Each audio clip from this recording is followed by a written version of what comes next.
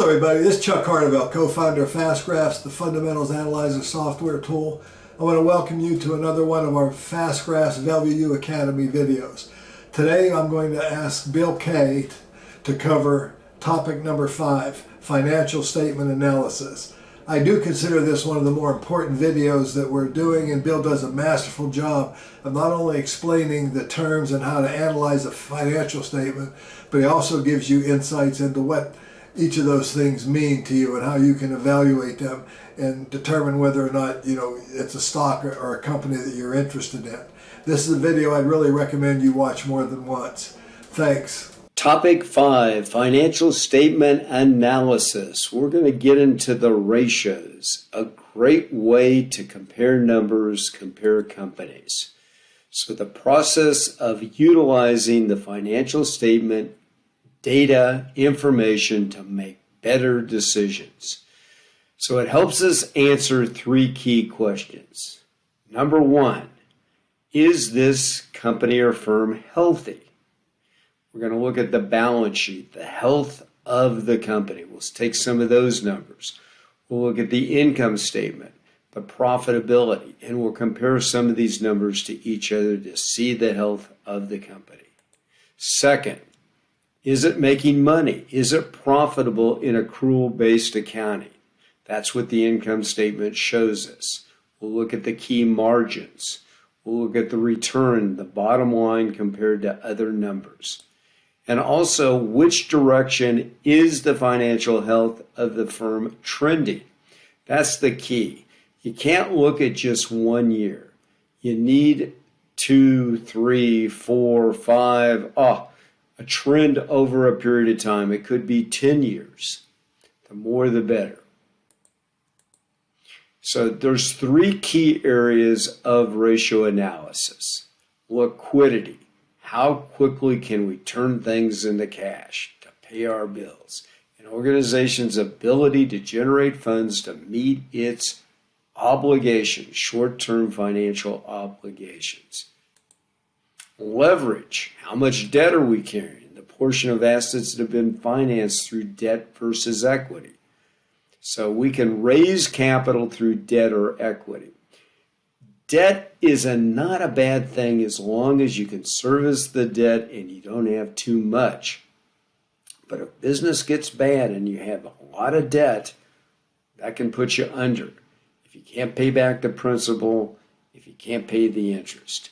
So it's a multiplier that can be good for you and improve your ratios. We'd rather use debt versus equity in a lot of cases. When you use equity, that's called diluted, especially for the shareholders. But you don't want too much debt. You want to be able to service the debt and pay the principal back. And also profitability. That's the key to the income statement. Are our sales revenue more than our cost and expenses? And what are our margins? And the bottom line return, what are we doing with it against other items in the business? Return on assets, return on equity, return on invested capital. So the amount of profits generated by the business in accrual-based accounting. What the business has left in accrual profit after all costs and expenses are paid. This is basically our return on investment. That's what we call it, the return, the bottom line. And as a shareholder, we want to get a return. And if the business pays part of it in dividends, that's part of our return. And the balance can be put back into retained earnings to grow the business, to buy future assets for the business, to generate more sales and cash flow. So we start with liquidity, a very important group of ratios, and FastGraphs looks at 2 key liquidity ratios. An organization's ability to generate funds to meet our financial obligations, and usually in the next 12 months. We call those short term. The current ratio is one of the keys. What's coming in the next 12 months and what's going out. So we look at things like liquid cash. We look at accounts receivable. We look at inventory. We look at monies that could be generated in the next 12 months, and we look at current liabilities. What's going to be paid in the next 12 months? And the standard is like a 1-to-1. We'd like a dollar coming in to every dollar going out in the next 12 months.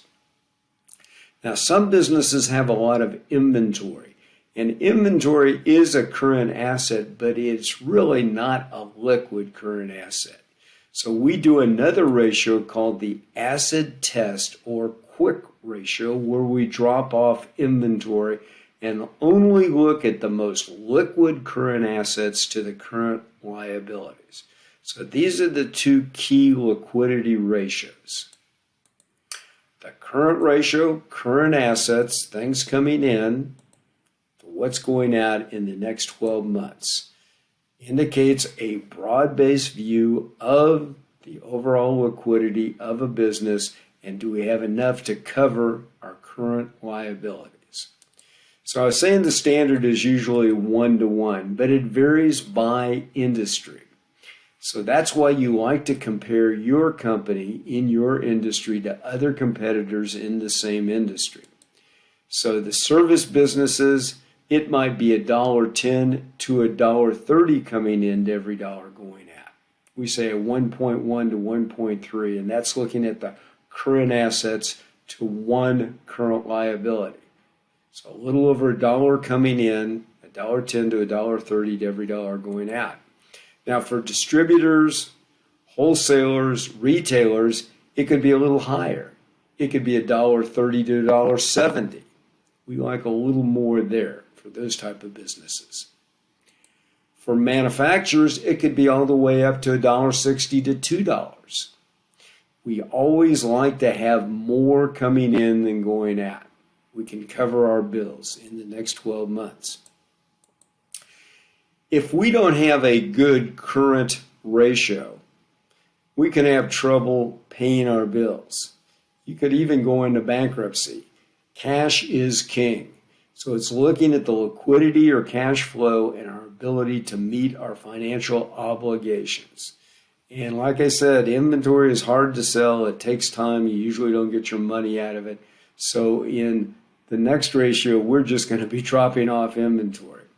If you have a low current ratio, you could have liquidity problems. If you have a high current ratio, that's good to a point. But if you get up to $3 coming in to every dollar going out, or $4 coming in, that means there's too much sitting there.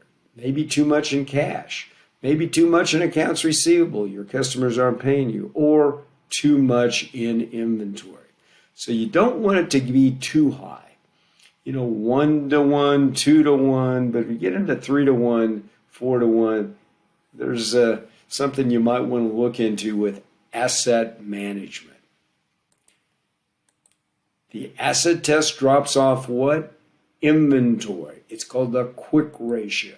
So we only look at these very liquid assets. Cash is the most liquid. Marketable securities, stocks and bonds, we can sell those quickly. And you can even factor your accounts receivable. You can sell those to a bank, like Manufacturers Hanover Trust in New York. I used to factor with them. We had a lot of employees. We needed to generate cash, do our payrolls, so we used some factoring. The current liabilities are the payables. Accounts payable, notes payable, taxes payable, interest payable, anything that's going to have to be paid out in the next 12 months. So we're looking at the most liquid assets that could come in the next 12 months to what's going to have to be paid out. And we eliminate inventory in the asset test or quick ratio. Standards. Well, this does vary by industry also. And it's usually lower than the current ratio because of dropping off inventory. So instead of a 1-to-1, in a lot of businesses, we'll see a 0.8 or 80 cents could come in to every dollar going out. So it's somewhat lower. It's a measure of a company's liquidity or cash flow once again. So the quality of the receivables is a factor. The aging of receivables. You'd like to get your money within your terms. If your terms are net 30 days, we want to receive them in 30 days. If we do an aging and we're not getting paid in 30 days, maybe 60, 90, 120, then you might have a trouble with those receivables and you might have to factor them. So a low ratio may indicate cash flow problems, while a high ratio may indicate, once again, poor asset management. So the current ratio, the asset test, or quick ratio, two key liquidity ratios. Moving to leverage, how much debt are you carrying on the balance sheet? We mainly focus on the long-term debt because the short-term debt's in the current liabilities. This is long-term. The portion of the assets that have been financed through debt versus equity. We've gone to the banks, we've borrowed money according to our financial strength, our credit rating. The banks charge us interest. If we have very strong statements like Microsoft, Johnson & Johnson, AAA, we could borrow money at prime rate. That's the best rate, probably 3.5%, 4%. But if we don't have strong statements, the bank are going to charge us a higher interest rate because of risk. So we look at the long-term debt, money that's going to be paid back longer than a year, not in this coming 12 months, but longer. Maybe it's 2024, 2025. That's when the principal is due. And we look at that to capital or capitalization. We're going to look at that next. So that's one of the key leverage ratios. The other one is, I'm sure you've heard of long-term debt to equity ratio. That's looking at part of the balance sheet, the debt portion and the equity portion, but that's long-term.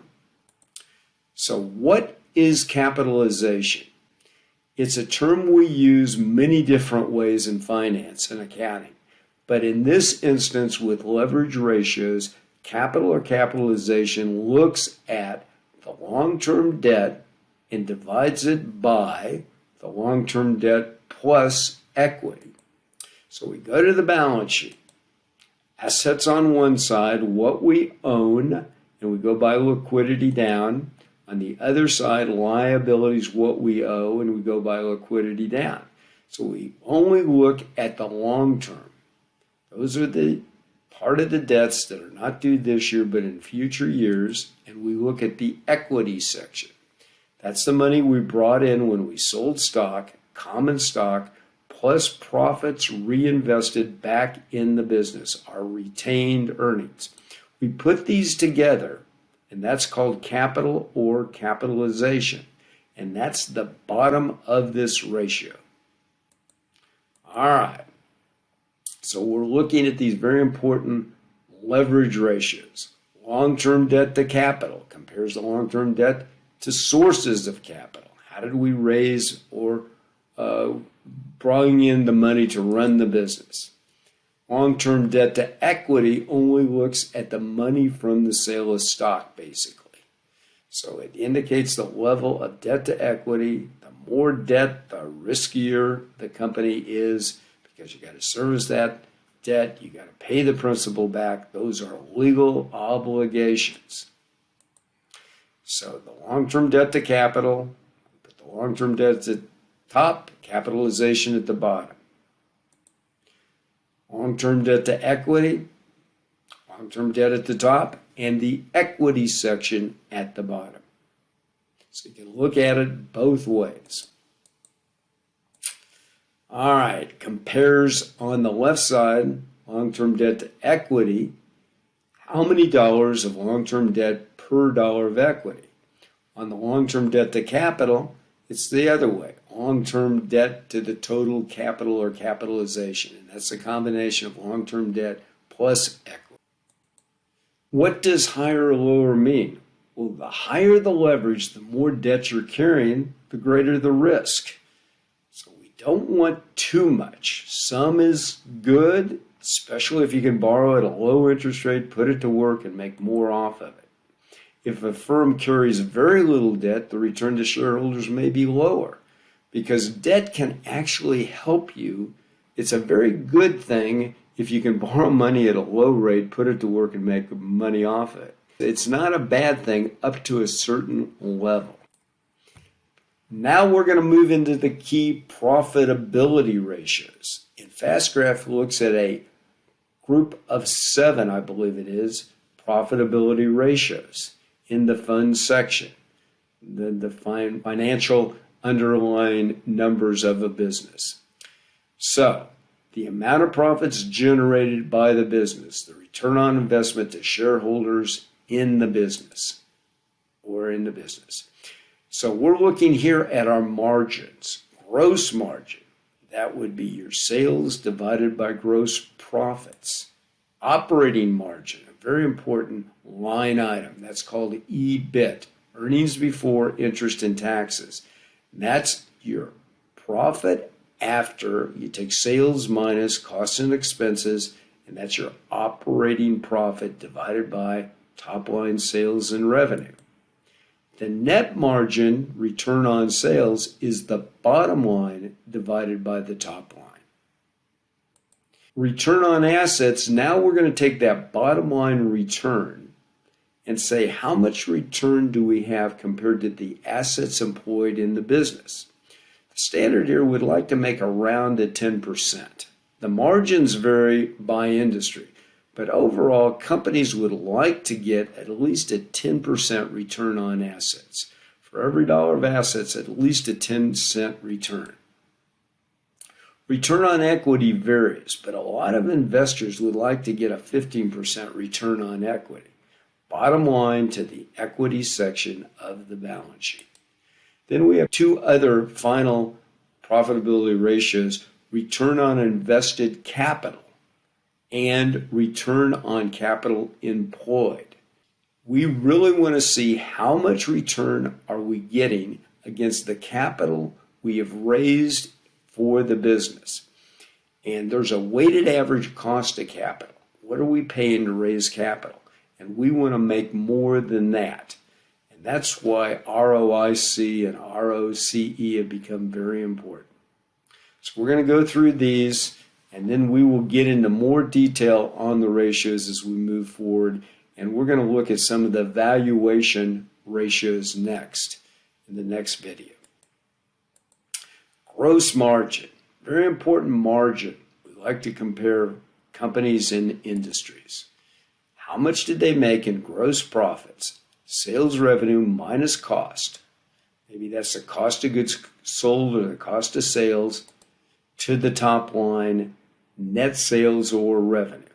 And net means we take gross sales minus returns, discounts, and allowances, and that's the sales you expect to get paid. How much is left over after cost? Indicates management's ability to control that cost of goods sold or the cost of sales. How good are we doing in negotiating with vendors and suppliers to keep that down compared to our competitors? Or if we're in manufacturing, direct labor, direct overhead to make something. The raw materials, that's the direct materials. The people working in the factories, that's the direct labor, and the direct overhead to run the factories. So shows the percentage of sales that end up as gross profits in the company. The higher the better. We'd like to have the best gross margins in our industry. Then we move down to a very important line item, operating margin, where we're going to look at our earnings before interest and taxes, our operating profits. Now that's sales minus cost and expenses. And we divide that by the top line. The higher the better. Some companies say for every dollar you sell, we would like to have at least 15% left. You can spend 85 cents of every dollar on cost and expenses, but we want to have a 15% operating margin. Indicates management's ability to manage those costs and expenses in relationship to sales. All right, shows the percentage of sales that end up as operating profits for the company. Net margin is the bottom line divided by the top line, sometimes called return on sales. So indicates management's ability to manage their cost and expenses in relationship to sales, plus other costs and expenses, because this is taking out all the cost and all the expenses for a period of time. Shows what percentage of sales end up as net profits for the company. Big box retailers, they might have a very low net margin, maybe at 2 or 3%. High volume, low margin businesses, where other businesses like technology, like somebody like a Johnson & Johnson, pharmaceutical, very good net margins. It might be 20%, 18%, or even higher. So it compares from 2% up to 20%. So it varies by industries. Some industries have more costs and expenses than others. Return on assets. This is one that goes into the DuPont formula. How are we using our assets efficiently? Are we making a return on them? What is the net income or bottom line to the usually total average assets over a period of time? Because the net income could be over the last 12 months. We'd like to see the total assets compared to that over the 12 months. To do that, we have to do the assets from last year, the assets from this year, add them together and divide by 2, and we'll get average assets to the net income. Indicates net income earned on the assets in the business. Very popular way to measure operating managers' performance. Companies I deal with would like to have at least a 10% return on assets. Return on equity. This is one of the favorite investor ratios. A common benchmark here around a 15% on equity. If we're going to invest in a company and give them our money, give them equity, because of the risk we're taking, we'd like a 15% return, at least.